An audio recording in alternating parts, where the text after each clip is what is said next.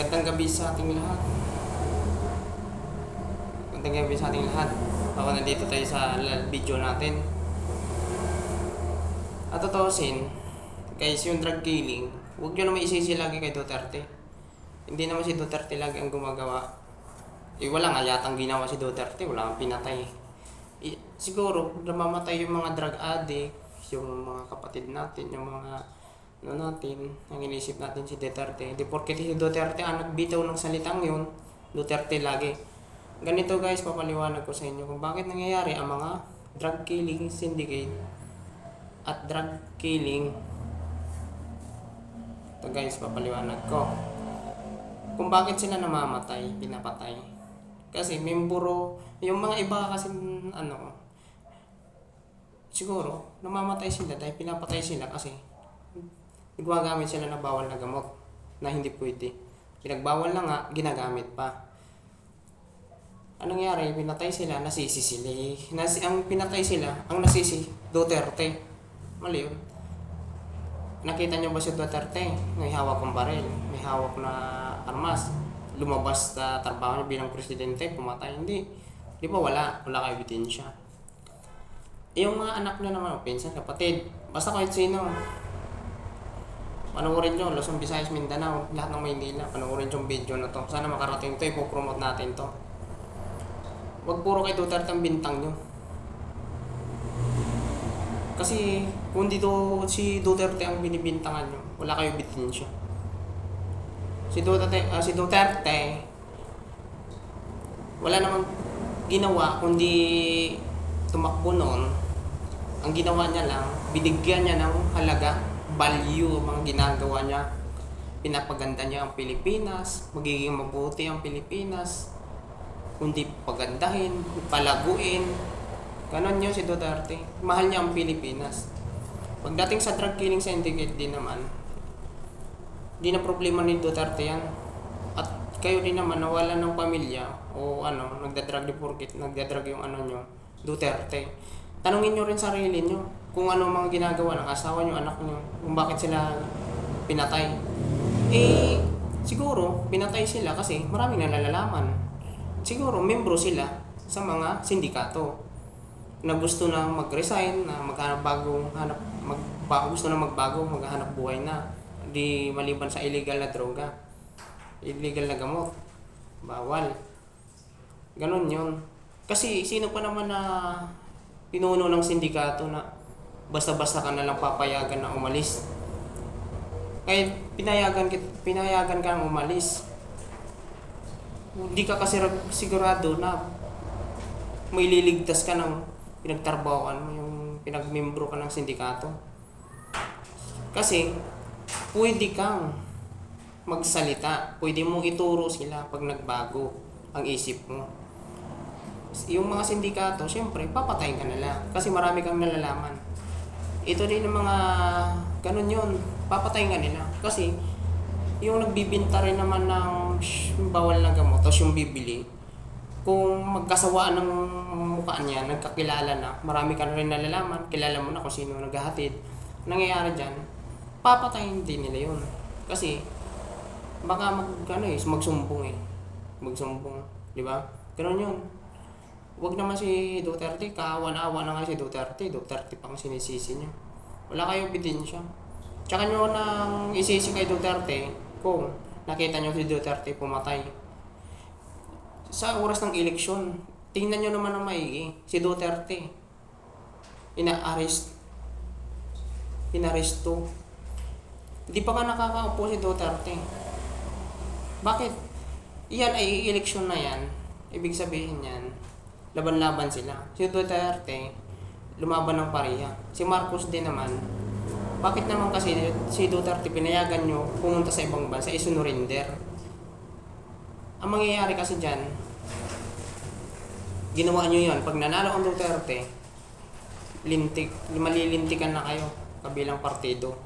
Kasi, hahanapin ng mga Duterte ang mga kaso nyo.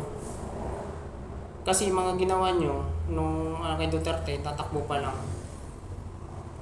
Doon pa lang maling-mali na kung tawagin.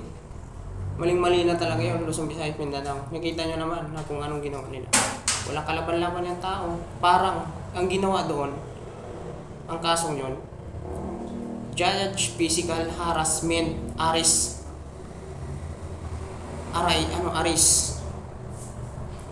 Parang ganon yan eh. Parang binastos mo yung tao. Sa ICC pa, mismo. Eh, bawal nga mo, no, eh. Bawal pa pumasok ang mga ano doon, kung sino-sino lang. Private nga yun eh. Bakit nagkaroon ng arestado? Ano, ganon yun, guys. Nga, balita lang yan. Si Duterte, nagbitiw lang ng salitang nun, na sumuko yung mga drug addict, magsisisi kung hindi sila sumuko, kasi papatay sila. Mali. Di porkit nagbitaw si Duterte na agad. Nakita niya ba si Duterte?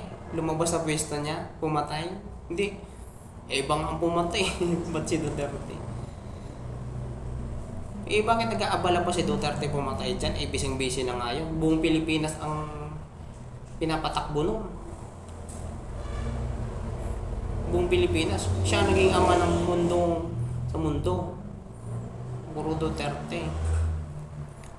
Alam nyo kung bakit siya bumalik sa pwesto ulit, gusto niya bawiin. Kasi, yung taong pinagkatiwalaan nila, nag-iba ng landas. Dapat, ang landas na binigay nila para maging matuwid, pinili, buluktod na landas. Parang, di ba yung matuwid, tapos ito buluktod, doon siya tumaan sa lubak-lubak. Ibig sabihin, nag-iba ng landas. So, may kasabihan pa nga, na may mga tao talagang ganun, na lumilihis sa landas kasi nasisilawan sila ng mga bagay na nakikita nila. Ganun yun. Yan nga siguro gustong bumalik yung isa dahil kahit gusto niyang gawaan ng reaksyon, gusto niyang putulin yung sungay na gusto kung ano yung mga ginagawa niya. At saka si BP Sara, tama naman ang ginawa ni BP Sara Duterte. Napakabuting tao yun. Alam niyo si Duterte nung dati, marami siyang ginawa sa Maynila. Inayos niya lahat yun. Nakikita ko nadadaanan ko yung mga pinapagawa niya doon. Napakabuti. Tapos, sa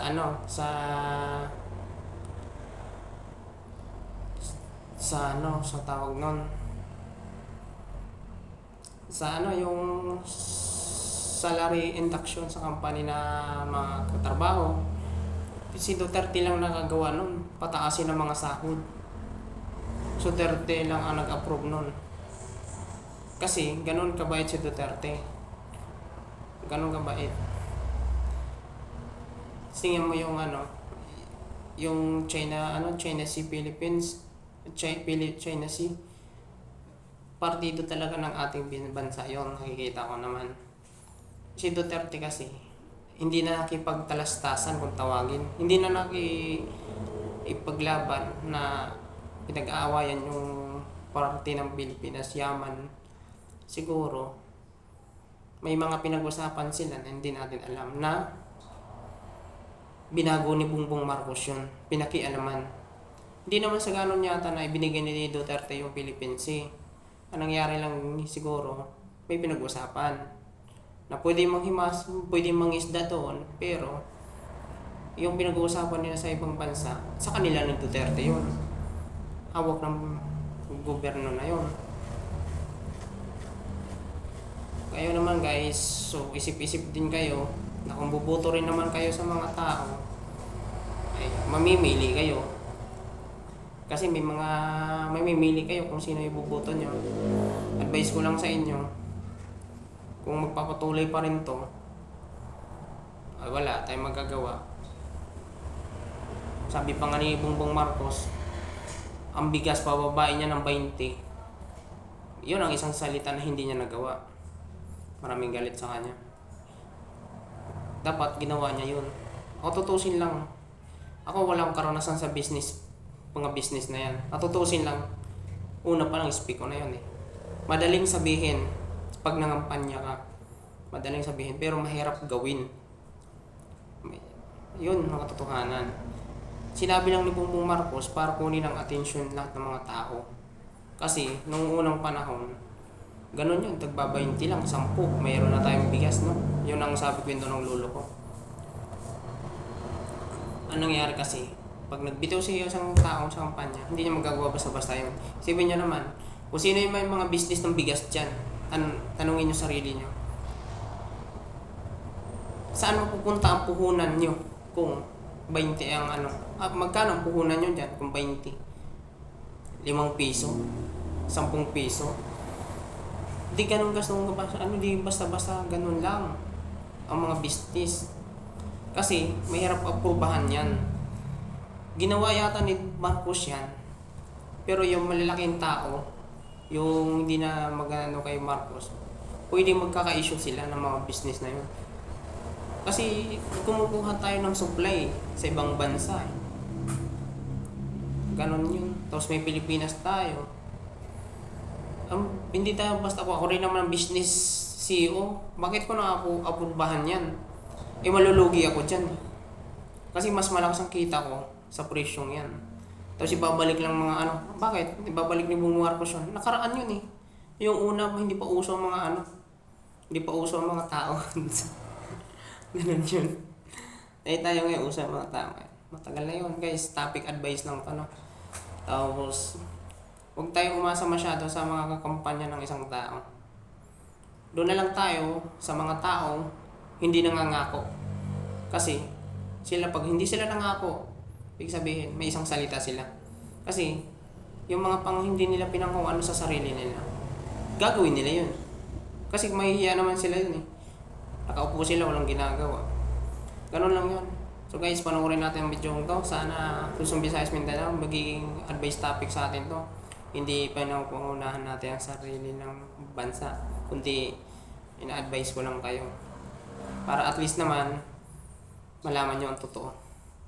Guys, mga kapwa creator dyan, paki-share, like na lang din ang ating video to para ay kahit paano tuloy-tuloy ang update natin at masa tayo para kay Facebook page. So i-send ko rin to sa YouTube channel ko. Puntahan nyo na lang to ang aking mga video. Salamat, maraming salamat sa ating lahat. So Luzon, Visayas, Mindanao, maraming salamat sa atin sa mga video. Thank you so much. Bye.